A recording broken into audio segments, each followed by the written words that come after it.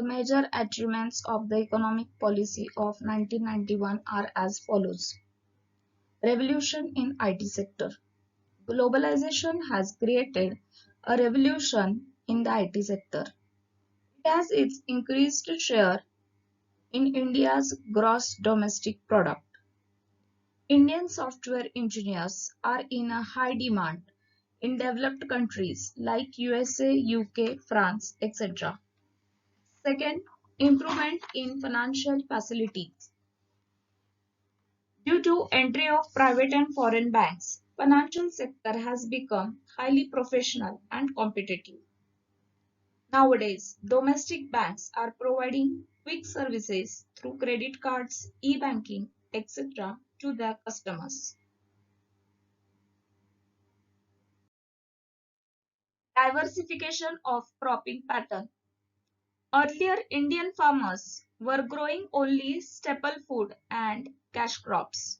But now, as per the requirement of globalization, Indian farmers have diversified their cropping pattern from traditional products to non-traditional products.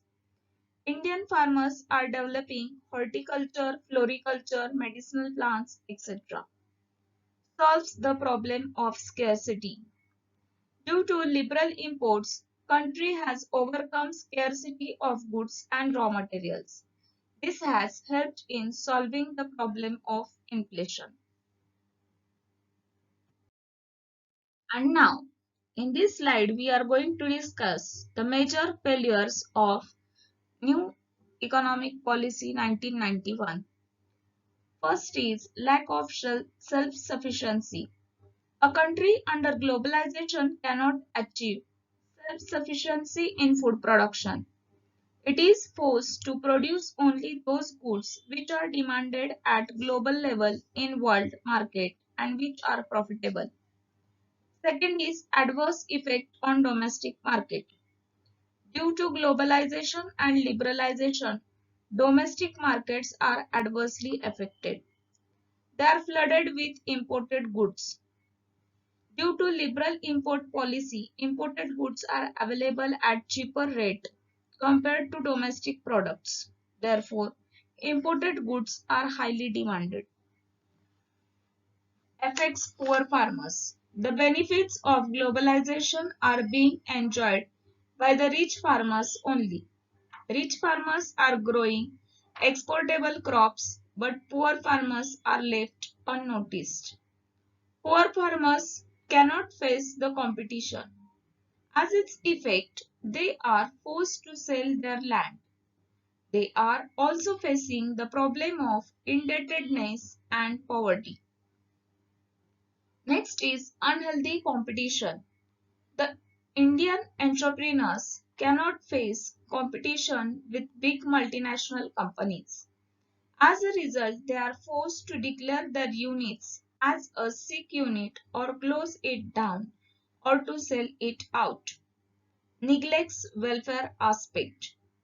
Privatization of services like health, communication, education has led to heavy charges and fees for maximization of profit.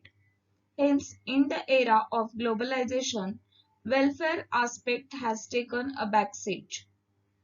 Next is unemployment. Many Indian industries are compelled to close down as they cannot face the competition with multinational companies.